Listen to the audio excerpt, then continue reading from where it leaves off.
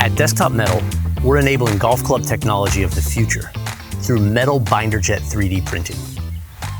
Metal additive manufacturing is extremely important when doing complicated product design like these clubs, where you want to iterate multiple times a week and get out on the course and test them.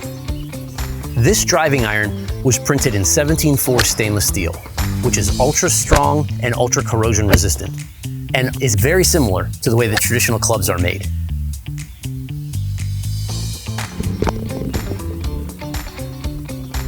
Desktop Metal's shop system printed multiple forms of this club in one day and was able to produce tens of iterations in a week, allowing club designers to fine-tune their design for what the player needs. Metal lattice structure on this gap wedge can be placed where the club designer needs stiffness but does not need weight. This club cannot be manufactured any other way than metal binder jet 3D printing. Desktop Metal's new pure sinter furnace sintered these golf clubs and many other parts, and produces some of the most pure sintered metal in the world.